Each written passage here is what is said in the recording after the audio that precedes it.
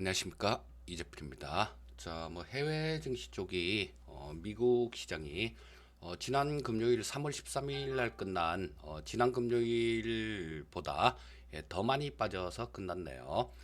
자, 뭐 지난 금요일 날 굉장히 강한 충격을 주더니 그 다음에 뭐 어제 조금 나스닥 선물 쪽에서 좀 안 좋은 모습을 보이면서 조금 조짐이 좀 있었는데요.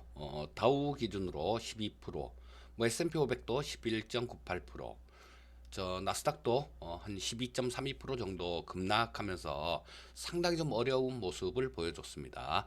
자, 그래서 오늘은 일단 간략하게 아침 시황 방송하던 부분들, 이런 부분들을 조금 빠르게 넘어가고 조금 뒷부분에서는 이럴 때 어떻게 해야 될지 그 부분에 대해서 좀 짚어보고 넘어가도록 하겠습니다. 물론 전에 돈 되는 진짜 공부 이런 영상을 올려드렸는데 거기에도 나오는 내용이에요.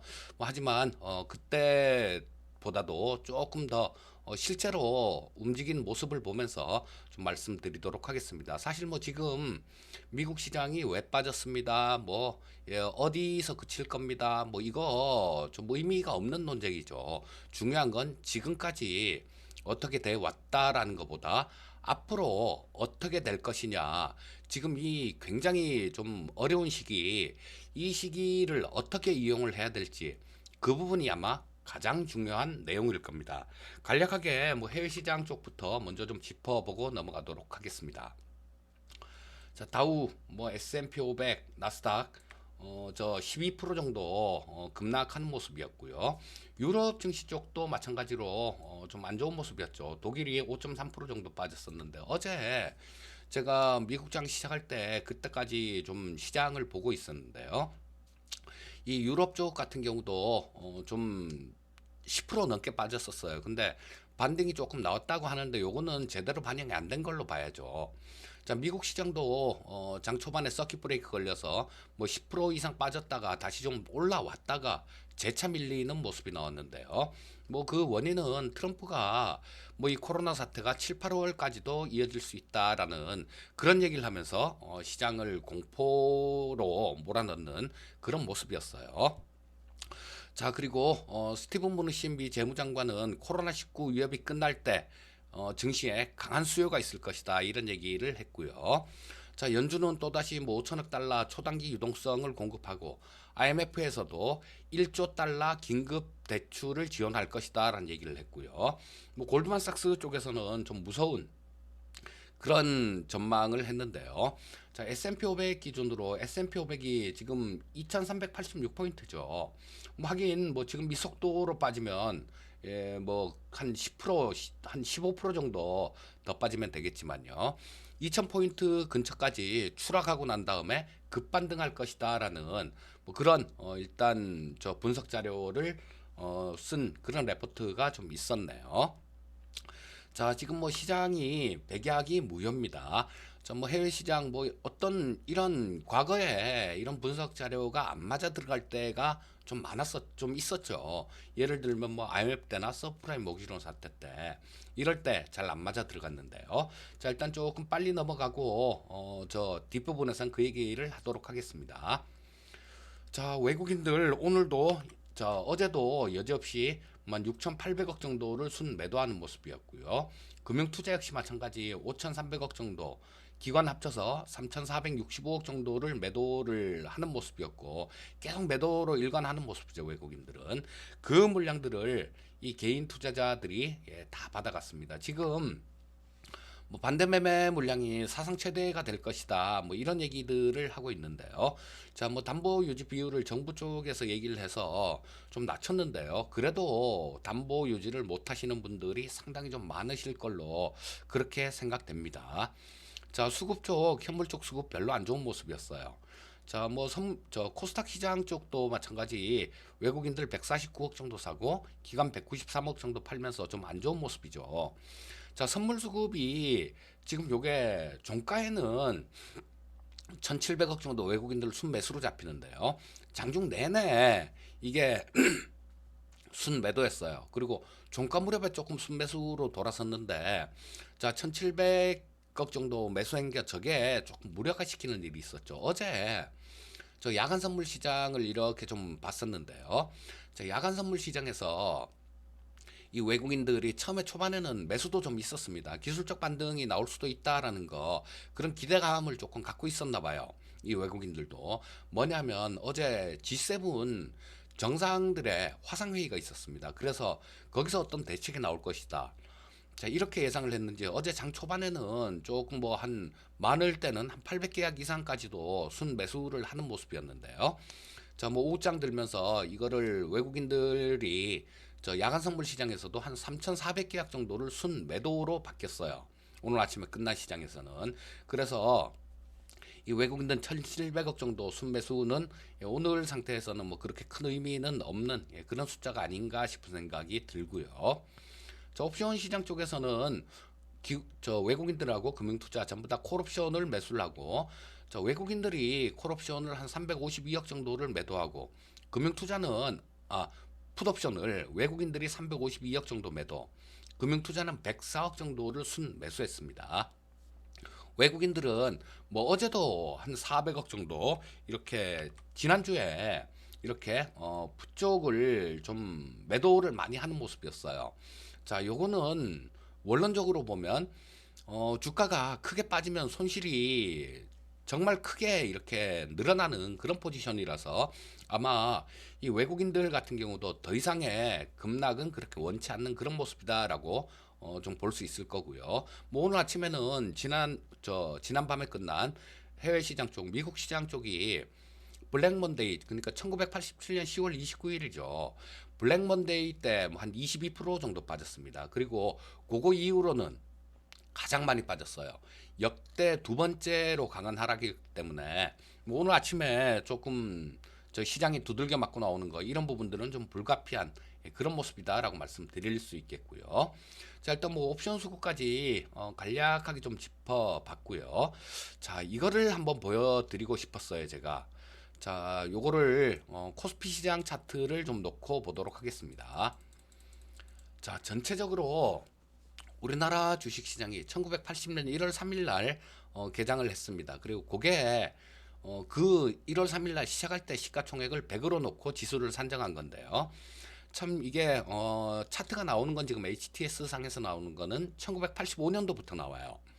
자, 그래서 그때부터 한번 위기가 있었을 때 뭐 그거를 좀 살펴보면 지금 막연히 공포에 질려 있는 투자자들보다는 훨씬 나으실 겁니다. 물론 이 내용은 뭐 돈 되는 진짜 공부라는 영상, 제가 전에 뭐 한 2, 3주 정도 전에 올려드린 그 영상에 있는 내용입니다. 일부는 있는 내용인데 이걸 그냥 지금 좀 자세히 좀 살펴보는 게 맞을 것 같아요.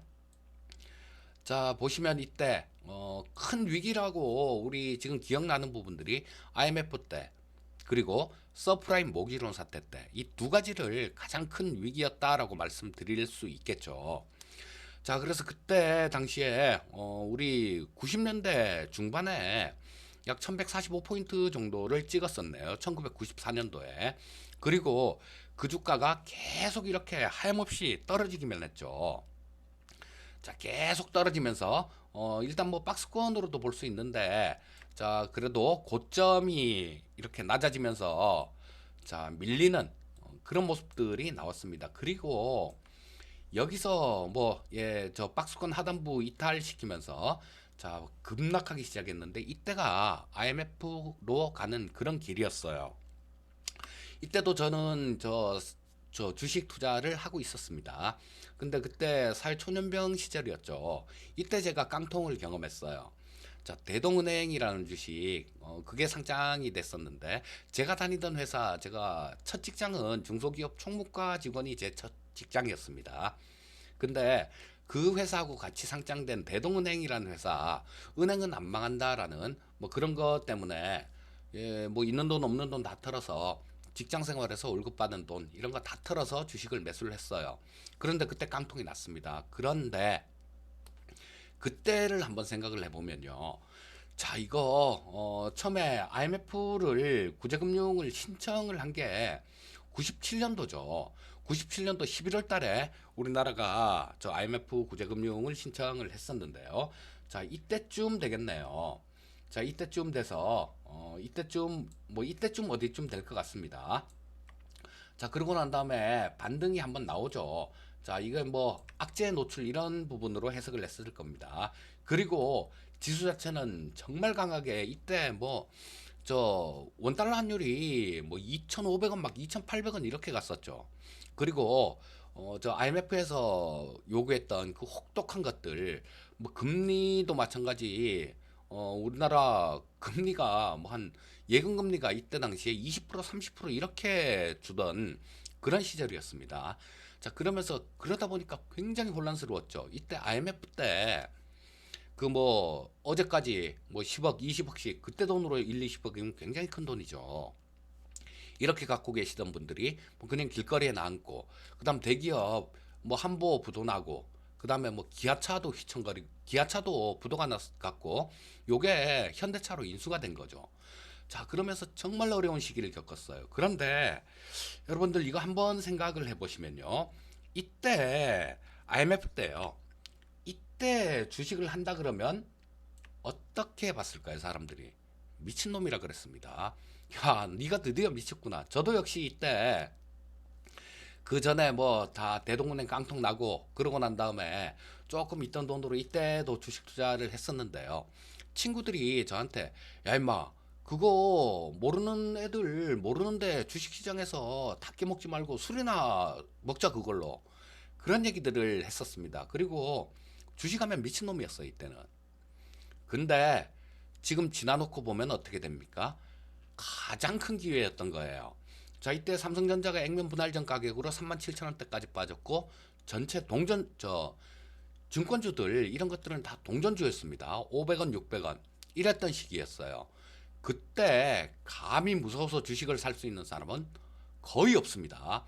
자, 지금도 뭐 다들 후회를 하고 계실 거예요. 내가 주식 투자 왜 했나? 먼 영화를 보려고. 이렇게 생각을 하고 계실 텐데요. 가까워 왔다라고 봅니다.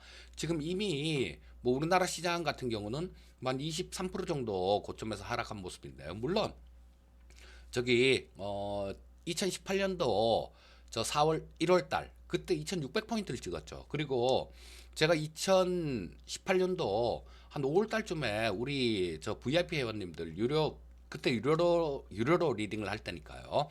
88만 원씩 받고 유료로 리딩을 할 때인데 그때 회원님들께 주식 다 팔아서 반은 출금하십시오라고 말씀을 드렸었는데 물론 뭐 그때에 비하면 뭐 한 30% 정도 빠진 거죠. 30% 이상 빠졌습니다. 자, 그리고 뭐 얼마 전에 고점 뭐 이거에 비해서도 한 20 몇 프로 정도 빠졌어요. 자, 그렇다면 지금 이걸 어떻게 볼 것이냐?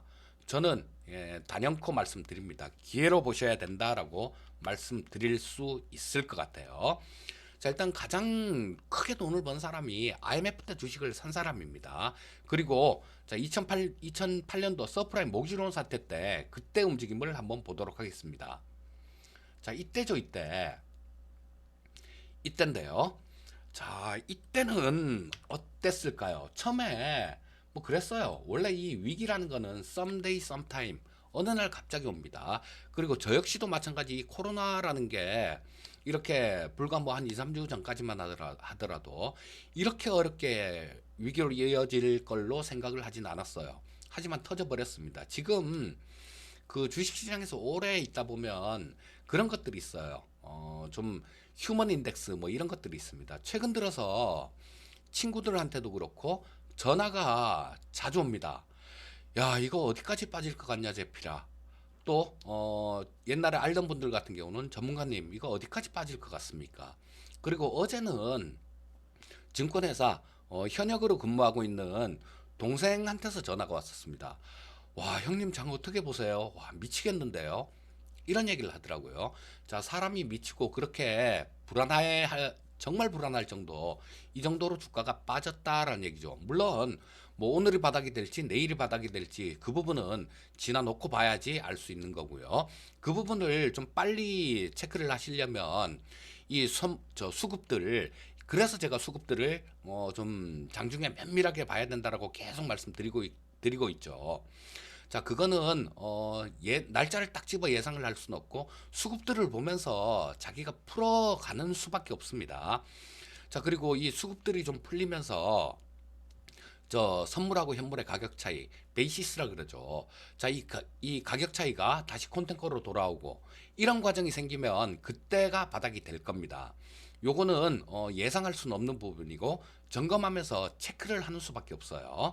자, 그런데 이 서프라임 모기론 사태 때는 또 어떤 얘기들을 했는지 아십니까? 자, 이때는 미국 쪽이었죠. 저 비우량 주택 담보 채권. 자, 거기서 부실이 발생됐는데요. 집값이 계속 막 올라만 가니까 은행에서 뭐 저 갚을 능력이 없는 사람들한테 대출을 막 해준 거죠.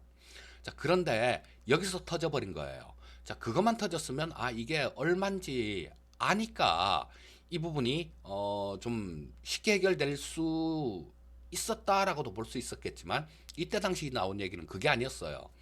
은행에서 이 부실 채권 이런 걸 갖고 또 한 번 금융 상품을 만들어서 팔았습니다. 어디로? 전 세계로.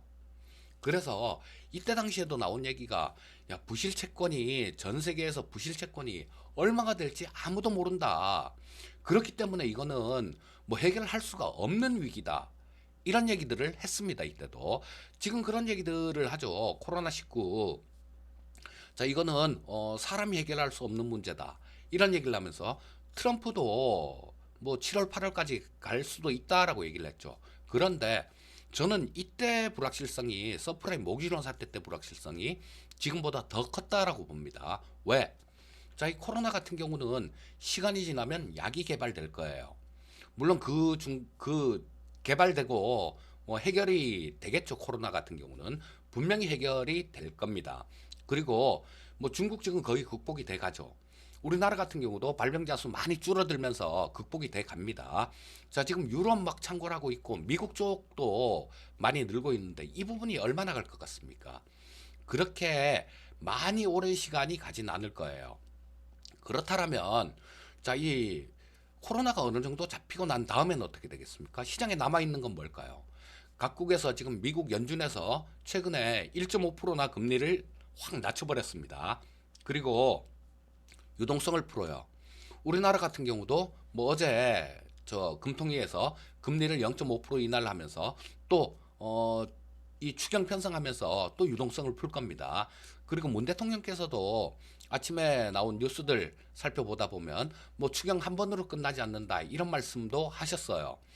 자, 그리고 유럽도 풀고 중국도 풀고 전 세계적으로 돈을 막 지금 풀고 있습니다. 코로나가 좀 잡히는 순간에는요, 시장에 남아있는 거는 이 거대한 유동성이에요. 거대한 유동성이 시장을 엄청나게 떠받칠 가능성이 굉장히 높습니다. 자, 그래서 그렇다면 지금이 조금 좀 현명한 투자자들이 봤을 때는 지금이 기회가 되는 거죠. 자, 그래서 이 얘기를 좀 해드리고 싶어서 오늘 뭐 저런 얘기들, 뭐 시장에 대한 얘기들, 뭐 이런 부분들은 조금 짧게 말씀을 드렸는데요.